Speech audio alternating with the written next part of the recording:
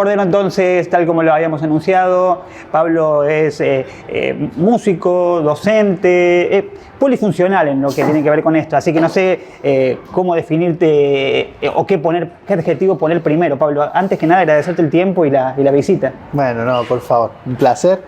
Y no, qué sé yo, Pablo Cordero. Pablo Cordero, es difícil para mí decir qué, pero digo músico y creo que eso engloba las tareas que uno lleva adelante. ¿Y cuánto tardaste en decir soy músico? Esto lo he hablado un montón de veces porque lo he pensado y porque siempre sale esa pregunta, che, ¿cuándo? Y para mí fue muy natural. Recién fuera de cámara hablábamos con los chicos que a los 7, 8 empecé a tocar el piano. Y después, bueno, mis viejos asistían a una iglesia evangélica. Para quienes no saben, en la iglesia evangélica la música es muy distinta a la iglesia católica, por ahí digo, en líneas generales, ¿no? Habrá algunas iglesias católicas que su música ya tenga otros instrumentos y eso. Entonces era muy parecida a la música de afuera de la iglesia, y nos juntábamos a tocar. Y tocábamos canciones de la iglesia y también tocábamos por fuera canciones que no eran de la iglesia. Entonces empecé a tocar y a cantar desde muy chico. Y eso me dio también una gimnasia de tocar todos los fines de semana en la iglesia y de aprender canciones y de sacar canciones de oído. Pero ya te percibías como músico. Claro, nunca me di cuenta y siempre fui músico. O sea, no es que hubo un momento en el que me planteé, voy a hacer música. Buenas. Hola. Voy a hacer música. No, se fue dando y de golpe me convertí en músico. Y a los 14 ya, aproximadamente a los 14 ya estaba tocando en bares y en el conjunto instrumental del colegio desde los 13 y en el coro, digo, desde los 14, 15. Y de golpe terminé el secundario y digo, capaz que siempre me gustó arquitectura, pero nunca lo tuve en mente como voy a estudiar arquitectura. Sí, en algún momento se me cruzó diseño gráfico. Anda a saber por qué se me cruzó eso. ¿Y tuviste que aclararle a tus viejos, che, yo quiero hacer música? ¿Es este el camino que quiero seguir? ¿O se fue decantando porque te lo presumían cuando te encontraron con el teclado? No, así fue. Yo creo que todos tenían la certeza de que yo era músico y yo todavía no me había dado cuenta. Pero fue así. Bueno, recién también les contaba a los chicos que nosotros venimos de una familia de clase media laburadora y golpeada en aquel momento por la hiperinflación, etcétera. Digo, mis viejos construyendo su casa y con muchas dificultades, 6 hermanos en la casa. Sí. Realmente estuvo complejo. Entonces yo empecé a laburar desde muy chico de la música, grabando publicidades, jingles, cantando, ganando mi platita en los shows. Sí. Y entonces cuando terminé el secundario dije, che, me voy a estudiar. Mi hermana Jorgelina estaba viviendo en Córdoba con su marido, se había casado, vivían en Córdoba, así que me fui a la casa de ellos. Me tenía que tomar un trole, para la gente que conoce, me tomaba el B de Plaza Colón, porque yo estudiaba ahí. Bien. En La Colmena, me tomaba el B y me llevaba así a toda la Colón, 24 de septiembre, hasta Patria, o sea, un montón. Y en Patria yo me bajaba y caminaba unas 10 cuadras a la casa de mi hermana. Pero por suerte tenía la casa de mi hermana para irme a estudiar a Córdoba. Y así fue. Me fui con mi dinero, con el que generaba tocando en pubs y haciendo publicidad. Me fui a estudiar. Lo sostuve no mucho tiempo, un poquito más creo que un año, una cosa así.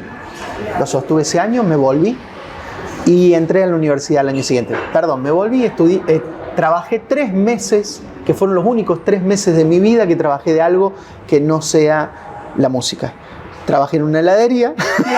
¿A dónde? En Copela. En Copela. En ese momento era Copela. Sí. Trabajé en Copela 3 meses porque me volví, yo soy muy inquieto, no podía no hacer nada, entonces me volví de estudiar en Córdoba, me inscribí en la Universidad Nacional, en la carrera de música, y esos meses, digo, yo algo tengo que hacer, y entré a trabajar esos meses ahí.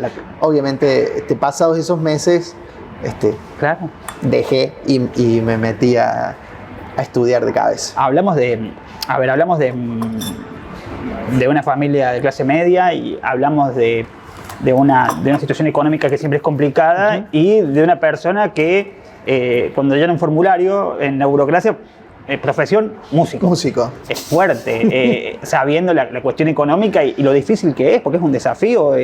A ver, hoy ves lo que fuiste cosechando, pero en aquel momento era un desafío que requería de sacrificios que son complicados y seguramente también sean complicados hoy, y sobre eso quiero hablar también, porque en este momento la cultura se ha mercantilizado.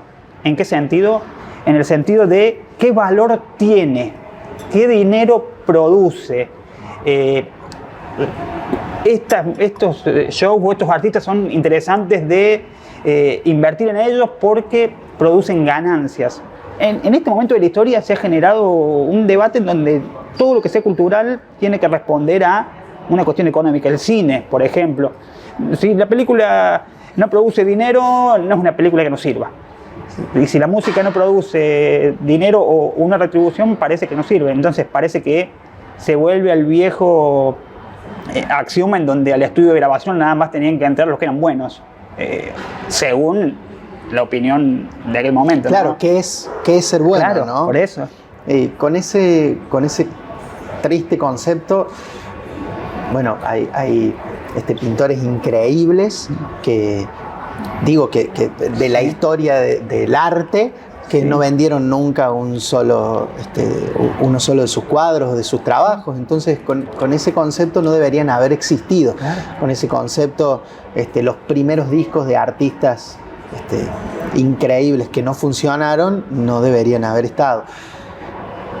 Me parece que entramos en una época sonsa en esto, por decirlo de alguna manera, donde también, ojo, todos nos encontramos, y lo hablamos con colegas a esto, que aunque no queremos, aunque no quisiéramos, nos encontramos midiendo también, subí un tema, ¿cuántos likes tiene? ¿Cuántas vistas?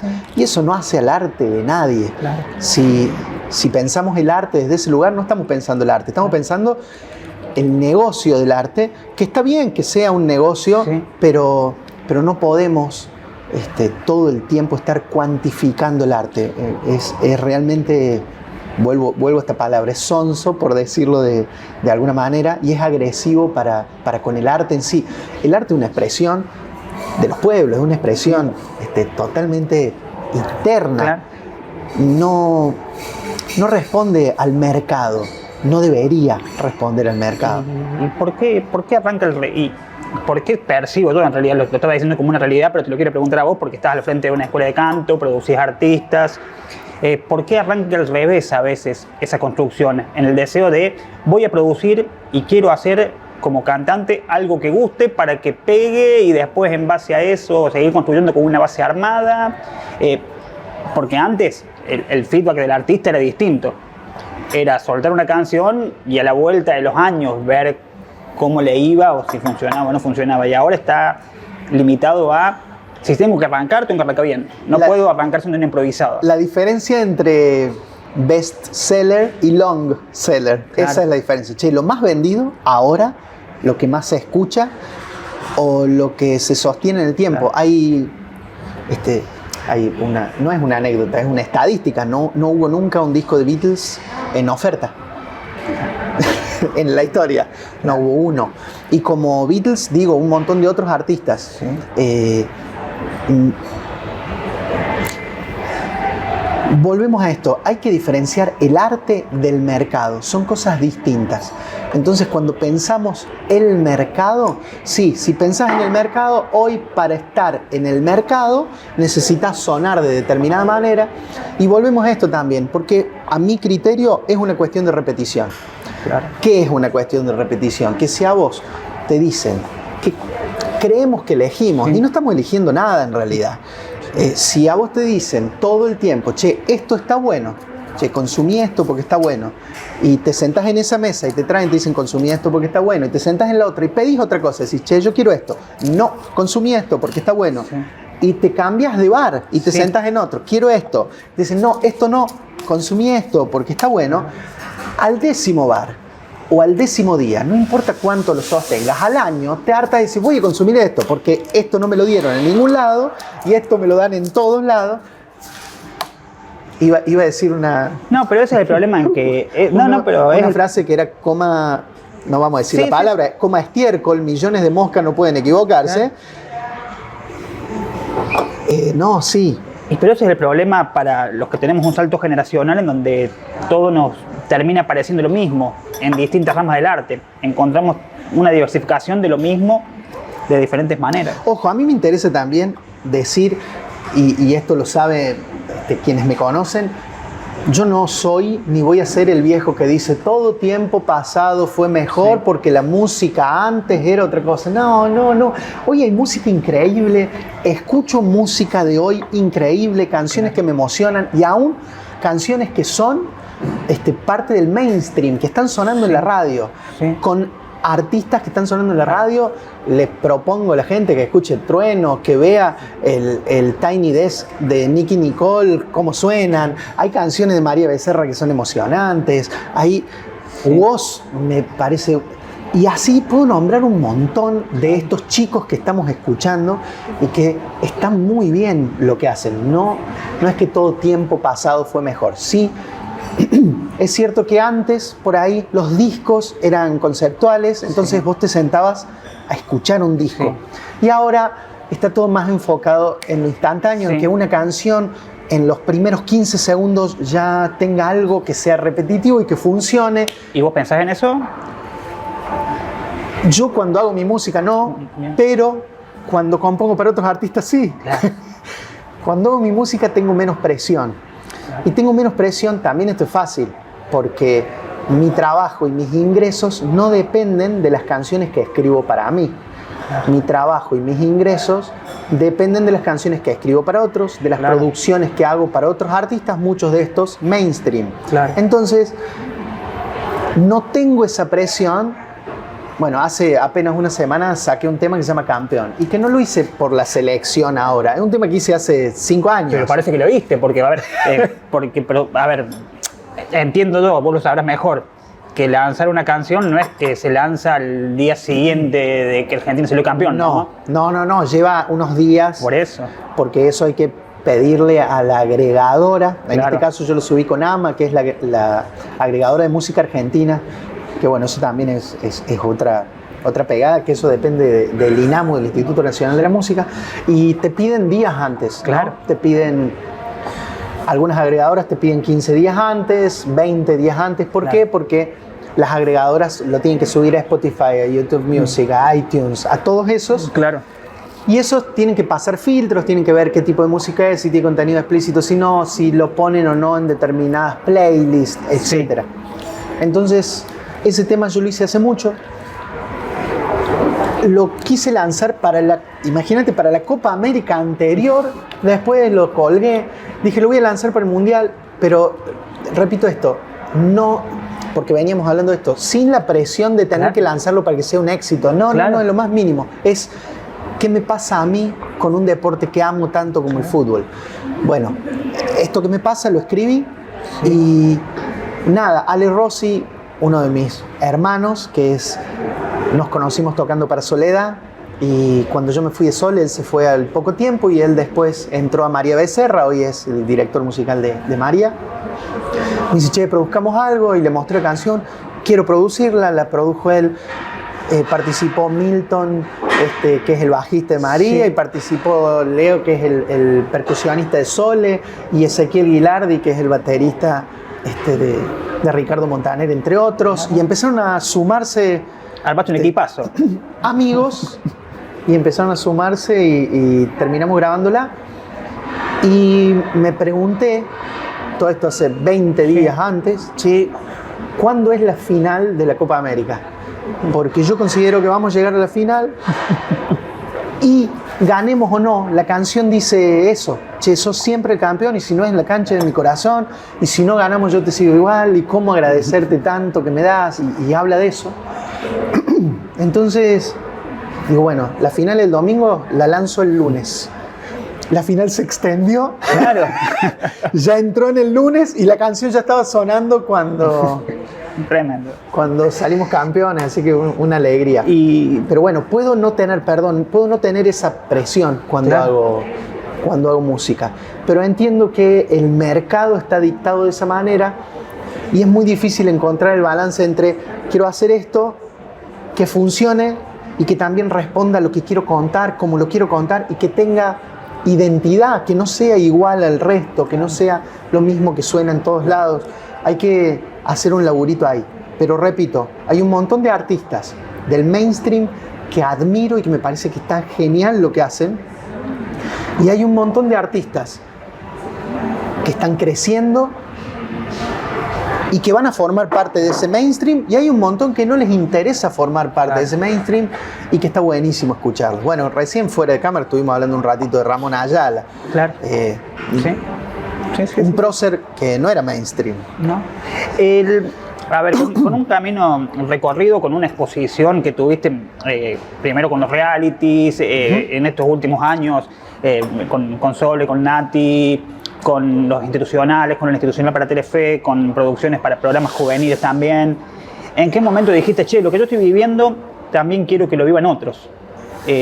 Quiero habilitar un espacio para ayudar a artistas a encontrar la manera de poder ayudarles en su viaje y hacerle más liviana la carga, porque vos me hablabas de un viaje en 45 minutos más o menos en colectivo, y las cuadras que tenés que caminar, y las puertas que habrás golpeado, y puertas que no se abrían, y canciones que habrás lanzado y que no responden a las expectativas. Hoy, más allá de tu carrera propia, también decidís aportar a las carreras de otros, o decirles, che, mirá, acá hay un espacio en donde te podemos dar una mano para ver qué cosas se pueden mejorar o por lo menos generar.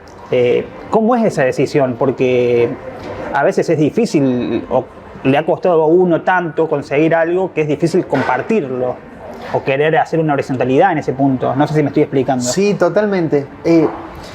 Primero, la docencia llega, muchas de las cosas que termino haciendo con mucho placer llegan por una necesidad.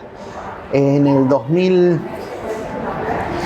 2003 yo me voy a Buenos Aires a participar del reality con Otro Mundo. El 2003 era otro mundo y que hay que explicarle a las nuevas generaciones. Yo a veces les explico a los alumnos nuevos que en el 2003 era muy poca la gente que tenía celulares, que no existía WhatsApp, que no teníamos el acceso a internet que hoy tenemos, que los celulares no eran pantalla color ni podías ver YouTube en el celular, que YouTube no era YouTube, que entonces tenía un teléfono fijo, que viajar a Buenos Aires era una locura y me subí a un micro y me fui a probar suerte a un reality que se llamó Escalera a la Fama, que fue parte de 3 compañías, Sony, EMI y BMG, 3 compañías gigantes a nivel mundial estaban en eso.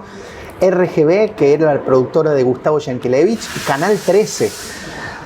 Era gigante, o sea, separaba todo, la gente, los más grandes lo saben, separaba todo a ver la primera edición de Operación Triunfo, donde salieron tremendos artistas, entre esos Pablo Tamanini, en esa primera edición, y Escalera a la Fama. Creo que nosotros íbamos los sábados y ellos los domingos, una cosa así. No se pisaban los programas y se paraba todo a ver esos programas. Luego de eso yo me quedo, participo de ese programa, gano ese programa, grabo un disco, hacemos una gira de un año, funciona todo bien, empiezo a trabajar mi disco, suceden algunas cosas y decido volverme.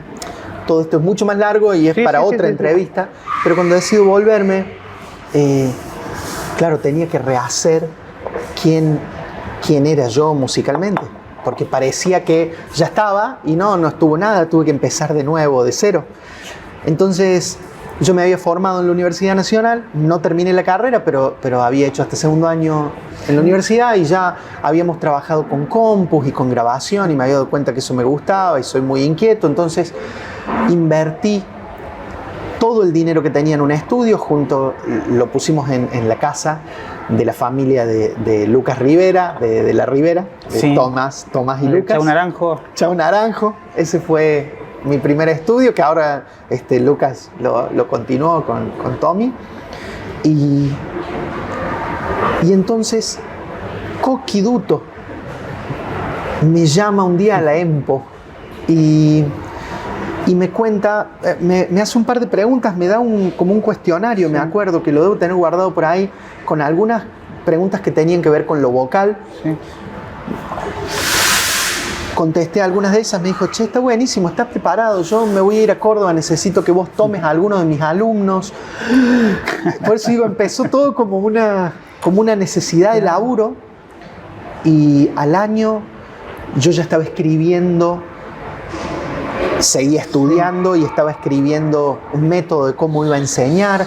Y empecé a enseñar y empecé a tener cada vez más alumnos en la EMPO y grabamos un disco, o sea, empecé a juntar lo que yo hacía en el estudio, grabamos un disco, EMPO Canta Rock Nacional, un disco precioso que debo tener alguna copia por ahí. Y después de eso me proponen, después de eso decido irme, tenía tantos alumnos que decido irme al Club Sarmiento, al Teatro del Club Sarmiento a dar clases. Estuve dando clases ahí 2 años y en el segundo año... y esto está bueno nombrarlo porque no sé si alguna vez lo dije. José Luis Gagliardi, yo le daba clases a Yasmín Gagliardi, a su hija, que hoy tiene una serie en Prime, tremenda artista jazz. José Luis me dice, che, está muy bueno lo que vos haces y la gente te sigue y dale, loco, lánzate, yo te apoyo y hagamos una academia. Yo muerto de miedo le dije que sí, porque yo muerto de miedo voy igual. Claro. Respiré profundo y le dije que sí. Yo me acuerdo que tenía algunos ahorros, él me ayudó con el resto, o sea, fuimos socios en eso y lanzamos Bravo en el 2014. Y de ahí no paré más. Bueno, luego la sociedad se disolvió y la absorbí yo y sostuve Bravo y hoy soy el dueño de Bravo y Bravo tiene ya 10 años. Nació como una necesidad. Luego me formé, soy maestro en terapia vocal y no hay nada que disfrute más, mira lo que te digo, más que componer, más que trabajar en el estudio con artistas, más que subir al escenario, la docencia. Nunca vuelvo de mejor humor a casa que después de una clase con mis alumnos. Y mis alumnos lo saben, van a estar viendo ahí, son un montón, son más de 100 y saben que disfrutamos mucho en las clases ver que uno puede hacer algo por el otro, por la voz de otro, por la formación de otro. Y me copié hablando con esto. Sí, me doy cuenta que me fui a largo. Pero hace poco hubo un ciclo que tuve el placer de organizar. De eso te quería hablar. En un bar de acá. El ciclo se llamó, exactamente, en Gallo. El ciclo se llamó Profetas en su Tierra. Y entré a ver quiénes eran. Empecé a llamar a las bandas que son profetas en su tierra, ¿no? Entonces vino Julia Aiello, alumna. Vinieron los Black Betty, Glenda, alumna. Abrieron los Cables, Eric, hoy un cantante tremendo, alumno mío cuando era chiquitito. Y entré a ver todos los que pasaron por clases. Y por un lado me di cuenta de la edad que tengo. Por otro, me llenó de muchísima alegría el haber aportado algo. Ojo, considero que todos, que sin mí lo hubiesen hecho igual. Eso es importante decirlo. Pero qué bueno haber sido parte en algún momento del camino de hoy, colegas, artistas que admiro y que respeto muchísimo. Pero cómo, a ver, perdón, me estaba olvidando, pasaron por ahí, Santi Fiori también pasó por las clases, Sol Giordano también pasó por las clases, Anne Cardoso también. O sea, cuando veo el listado, recién hablábamos, me preguntabas por Flor Cabral, también pasó por las clases, y estoy dejando afuera a un montón de alumnas y alumnos que hoy, repito, son artistas. Bueno, pero en ese punto imagino que también debe generar un desafío en vos constante, porque todos los artistas que nombraste, si no han estado en el escenario del Festival Internacional de Peñas, han estado en el escenario del Cosquín Rock. Y muchos de los que generan música hoy tienen ese pensamiento cuando van a visitarte también, ¿no? También imagino que debe ser una una cuestión que todo el tiempo pone la vara cada vez más alta. Porque me das nombre de alumnos tuyos que han estado en escenarios Sí, excluyentes, ¿no? sí, sí, totalmente. Bueno, Entonces- tuve el placer de acompañar este año en la producción del show a Anne Cardoso para el escenario del Festival de Peñas, que hizo un show increíble. La noche que estuvo María Becerra, Sí. y que realmente, salvando, o sea, No, sí, las sí. comparaciones son odiosas, pero uno pensaba, cuando armábamos el show, decíamos, che, sabemos cómo suena, sé de primera mano cómo suena María Becerra. Tenemos que sonar bien, no es una Claro. competencia, no, en lo más mínimo, pero no podemos sonar flaquito. Esa cuestión, esa separación entre Sí. este es el artista local Claro. y este es el artista grande, entre comillas. Claro. No, nosotros acá tenemos artistas increíbles y por ahí lo que necesitamos es resolver algunas cuestiones de la técnica, de saber cómo se preparan esos shows grandes. Y lo que hizo Anne en el escenario fue increíble. Y me nombrabas el Cosquín Rock con Juli, con los Black Betty. Son artistas tremendos y repito, para mí es un orgullo que hoy sean colegas. O sea, cuando me pongo a pensar, por eso digo, me di cuenta tarde, digo, che, habían pasado por la academia, estos habían pasado por la academia, qué placer haber formado parte un ratito de ese trayecto. Che, y cuando hablamos del Festival de Peñas, ¿no? La pregunta es ¿cómo es visto el Festival de Peñas? Porque vos has recorrido infinidad de fiestas populares. Ujú.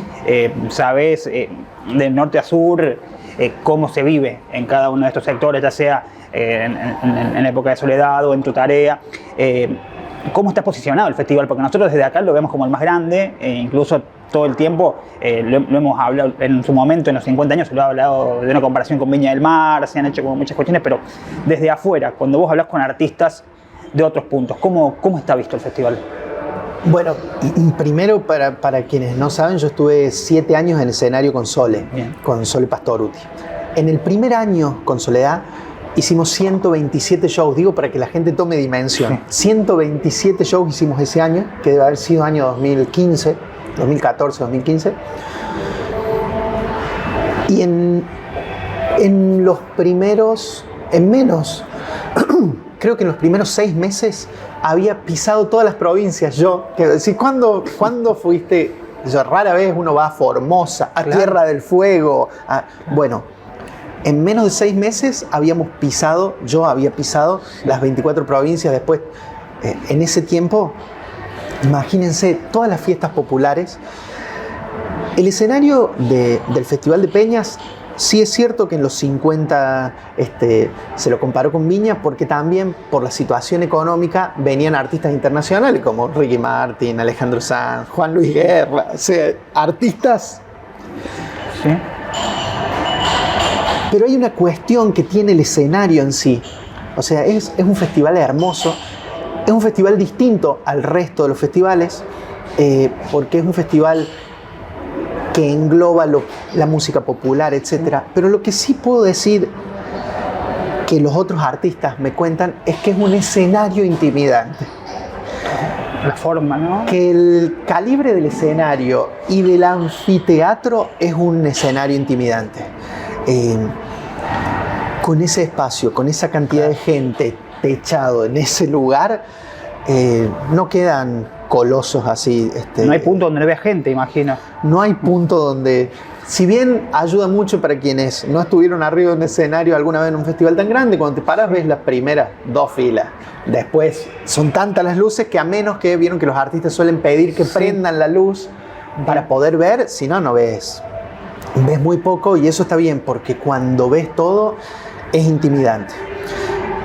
Pero es un está dentro de los grandes festivales del país. Sí, Pablo, y según tu formación y de dónde venís y cómo laburaste, y en 6 meses recorrer toda la Argentina, ¿hubo algún momento en donde alguien te dijo, che, pará, te la estás creyendo, che, pará, tenés que volver a poner los pies sobre la tierra?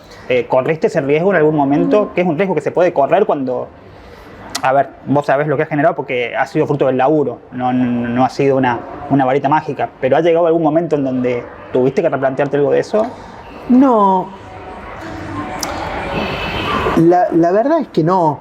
Creo que en esta época de redes sociales, esto es importante también. Antes de las redes, que no es hace mucho tiempo, porque yo en el 2012 me llaman a participar de La Voz Argentina. Siempre hago este chiste, pero digo, participé en mi vida de 2 reality y gané los 2.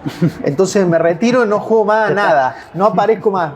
Uno como cantante, Escalera de Fama 2003, lo gané. Me llaman como vocal coach en el 2012 de la primera edición de La Voz Argentina, lo gané, listo. No me llamen más, no juego más. Me llevo la pelota a casa, listo. No juego más. Recién ese año, yo me acuerdo que con el celu se estaba poniendo de moda Instagram. Claro. O sea que esto no es... No. Bien, antes de todo eso, teníamos esto. Entonces, te sentabas con los amigos o con la gente a comer un asado y te decían... Te bajaban, ¿no? Claro. Pero estaban los diarios con la tapa... Sí, pero las radios de Bella María y... Siempre... Es más, cuando pasó lo que pasó en el 2003, yo no podía, si buscan el diario en el 2003 van a ver que se llenó el anfiteatro para recibirme cuando pasé a la final. O sea, que hubo una caravana, me subieron arriba de una autobomba, no me voy a olvidar nunca, yo que soy bastante tímido, me subieron arriba de una autobomba y me pasearon por toda la ciudad y me esperaba el anfiteatro lleno. Y yo cada vez que podía y que tenía un rato, aún estando en el programa, me volvía a Villa María a jugar al fútbol con los amigos, porque el sábado jugábamos al fútbol con los chicos. Pero de verdad, eso no me van a dejar mentir ninguno de mis amigos que siguen siendo los mismos amigos de hoy. Por ahí lo que cambia es la percepción que la gente tiene de vos. Claro. Pero vos seguís haciendo música, seguís siendo la misma persona. La diferencia por ahí es que puede que esté funcionando un poquito más eso que querías hacer, que empiece a darte réditos económicos, qué sé yo, trabajar de eso. Pero tampoco nunca me flashearon demasiado las luces, porque nunca me gustaron demasiado. No son muchos los vecinos de la ciudad que viajaban en autobomba, ¿eh? Yo me acuerdo los nombres. A ver, Gustavo Vallas, campeón mundial de boxeo. El campeón. En autobomba. El campeón. Y no son tantos los nombres que uno dice, che, me acuerdo de tal. Sí creo que cuando le puse Profetas en su tierra a ese ciclo, yo siempre me sentí un profeta en mi tierra, pero con el amor y el cariño de la gente. Siempre me trataron con mucho cariño, con mucho respeto, siempre se preocuparon por lo que yo hacía, siempre me cuidaron mucho. Hay esa discusión, si soy de Villa María o si soy de Villa Nueva, pero porque es una cuestión de pertenencia, y siempre me sentí muy querido y muy respetado en casa. Por eso también siempre me vieron en la calle tomando café, en mi cafetín de siempre, y eso va a seguir estando. No quiero dejar de... A ver, nos quedan un montón de cosas más por charlar, pero no quiero dejar de hablar de la cuestión musical a nivel... No me quiero confundir, INAMU, que es uno de los puntos en donde hoy se vienen desarrollando y donde lograron, según lo he visto, poder difundir a joyas que tiene el interior del país, que tal vez ni siquiera ellos mismos consideraron grabar lo suyo en un disco. Es decir, un muchacho en Corrientes que toca la guitarra en el patio de su casa para los vecinos y ustedes dijeron, che, esto merece la pena que sea conocido. Y que son personas a las que ustedes han accedido a través de un estudio. No es que por ser conocido, por ser amigo, porque vino tal con una carpetita. Es un laburo tremendo eso. Bueno, el INAMU es el Instituto Nacional de la Música, que es un ente público no estatal, eso también es importante, y que los fondos que tiene, casi la totalidad de los fondos, lo pone a disposición en lo que se llaman fomentos. Y estos fomentos son la posibilidad de que, lo que acabas de decir, que nos ha pasado, un chico perdido en el medio de Entre Ríos, pero en un pueblito de nada, de 500 habitantes, que que toca canciones de raíz folclórica, que escribe sus canciones, que es hermoso lo que hace, pero que no tendría la oportunidad, tiene un fomento, la oportunidad de grabar su disco y ahora con AMA de subirlo a las plataformas, etc. Eso también está buenísimo. Esto sería muy largo, pero está buenísimo porque ¿quién decide a dónde van esos fondos? Los músicos. Hay consejos regionales conformados por músicos. No es que a mí me toca estar en la coordinación, pero no decido nada de eso. Solo coordino al consejo. Y el consejo, por ejemplo, en Villa María tenemos una asociación de músicos que se llama Unimove, que es la Unión de Músicos y Música Independiente de Villa María, que ellos sí deciden con otras 12 organizaciones de músicos a dónde van los fondos del INAMU. ¿Quién mejor que los músicos y las músicas para saber qué necesitan los músicos y las músicas de su región? Entonces, en este momento, en un momento como este del país y de la financiación a la cultura, por decirlo, el financiamiento, perdón, a la cultura, por decirlo de alguna manera, está buenísimo que exista una entidad como el INAMU y que los músicos y las músicas tengan oportunidad de presentar, bueno, lo que hablamos recién, músicos que no son mainstream y que puedan mostrar lo que hacen, que en realidad el arte es eso, es la expresión más profunda de cada artista. Y las últimas dos, y me voy a Bravo. ¿Cuál es la impronta que predomina en este momento? Si es que hay alguna que predomina a nivel géneros. ¿Es la música urbana, la que tiene más raíz propia, el cuarteto, la cumbia? Con el paso de los años y con el prestigio que ha sumado, ¿hubo vaivenes en cuanto a inscripciones, en cuanto a interesados? ¿En qué momento está hoy? ¿Cuáles son los intereses? Dentro de Bravo. ¿Dentro de Bravo? Sé que es muy larga la pregunta, muy grande, pero... No. Dentro de Bravo tenemos... Bueno, Bravo es mi academia de canto. Sí. Tenemos un grupo de niños de los 6 a los 9. Sí. De un grupo de preadolescentes de los 9 a los 13 y luego los 14 ingresan a la academia en general. Sí. Los niños cantan canciones que por ahí nos sorprenden porque nos caen con canciones que no conocemos, que vaya a saber de dónde vienen, mucho Disney, mucha película y está buenísimo. Los preadolescentes ya tienen más esa visión dentro de lo urbano, de lo que suena. Pero después tenemos de los 14, hemos tenido alumnos como Pedrito que tenía 94 años, o sea, íbamos de los 14 a los 94, y íbamos hasta los 94 porque era el alumno que más grande era, así. No tenemos límite de edad. Entonces, con ese no límite de edad aparecen todos los géneros.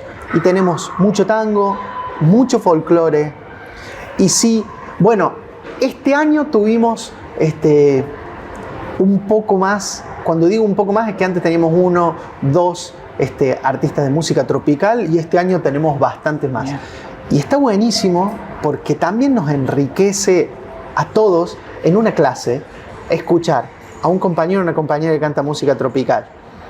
Música que vos no consumís y decís, che, eso está bueno. Y de golpe sube otro compañero y canta una zambita y el que no escuchó una zamba dice, che, ¿y eso de quién es? ¿Y dónde está? Porque me gusta. Y ahí se genera el conocimiento, en realidad. Vos sos parte de una generación en donde el que escuchaba rock, si lo descubrieron escuchando Los Palmeras, era detestado y viceversa. No sé si viceversa, pero por lo menos era como que estaba bastante encapsulado los géneros. No ibas a imaginar a un Calamaro cantando con Damas Gratis como pasó más adelante. Ahora la música, cuando hablamos de géneros, es más difícil.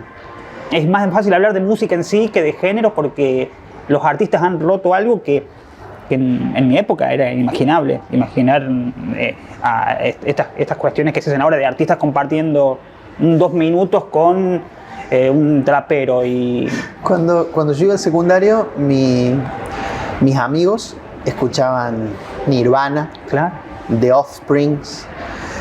Y cuando entro, y claro, yo escuchaba a Luis Miguel. Imposible. No, claro. Pero bueno, yo escuchaba a Luis Miguel. Ojo, lo otro me gustaba también, porque me gustaba mucho Fito, Luis Miguel, Stevie Wonder. Pero claro, todos tenían algo en común. Luis Miguel cantaba y yo quería cantar de esa manera. Fito tocaba el piano y yo quería tocar el piano y escribir canciones. Stevie Wonder era Era como una fusión de los dos. Claro. Escribía canciones, cuando digo una fusión, es que Sí, sí, sí, sí. Luis Miguel cantando en habla hispana era como raro, uno de los Claro. mejores cantantes de habla hispana. Yo quería cantar de esa manera. Cuando escucho digo, ah, todo esto viene de acá, de Stevie Wonder. Sí. Entonces, mixarlo era raro. Cuando yo les contaba a mis amigos lo que escuchaba, era un blandito. Claro. Y para mí lo de ellos no. Y después eso se va rompiendo también con los años. Claro. Empezás a abrir el abanico y escuchar otras Pero- cosas. Hoy, sí, hoy también responde un poco a, volvemos a esto, al mercado, ¿no? Claro. Que es algunos artistas, para volver a estar en el foco, Sí. se cruzan con artistas que están en el foco. Claro. Y es como, bueno, si yo me junto con vos, gano un poquito Claro. de tu público. Y hay cosas que están hechas, considero yo, ¿no? Desde, Sí, sí, sí, sí. desde mi humilde perspectiva, que están hechas con razón de ser y Claro. con un feel, con un sentimiento real. Y hay Claro. cosas que están hechas para el mercado, algunas Claro. funcionarán, otras no. Pero sí está bueno que hoy todos tenemos acceso a escuchar de todo Sí. y ahí elegir. ¿Por qué? Porque dentro de la cumbia hay cantantes increíbles, como siempre nombro a Sergio Torres, a Toti Hernández, o sea, Sí. cantantes increíbles. Dentro del cuarteto hay cantantes increíbles. Dentro del folclore hay cantantes increíbles. Dentro del pop, del rock, hay cantantes increíbles. Uno de mis cantantes favoritos del universo es Chris Cornell. Entonces, tenemos, Claro. hay un abanico. A veces hay que sentarse a escuchar. Y no hay culpa tampoco. No, No hay culpa. Porque en su momento había culpa. no, Eh, hoy no hay culpa. Hoy se comparte. Yo hablo- che. Hoy escuché esto Sí, que estoy escuchando. yo hablo de mi adolescencia, remera negra y no sé, un pantalón Oxford y imposible que si escuchaba, si tenías Led Zeppelin, no, que te vean, que te encuentren escuchando otra cosa, era como que Bueno, Robert Oh. Plant, otro de mis se cantantes me- favoritos. Viste que la frase muy noventosa de ese, me cayó un ídolo, que te decían cuando te encontraban escuchando a Manzanero. Pablo, no hemos hablado de tu música, no hemos hablado de un montón de cosas, pero el tiempo volado y yo te quiero agradecer, la verdad, espero que lo hayas disfrutado y que, bueno, comprometerte porque nos han quedado un montón más de cosas. Pero un placer. Hablar y tomar café son dos de mis actividades favoritas. Así que las sumamos a ambas acá. Ha sido un placer y la próxima venimos y seguimos hablando. Me cuelgo a hablar así. Muchas gracias, Pablo. Por favor. Pablo Cordero con nosotros. Pausa cortita y volvemos.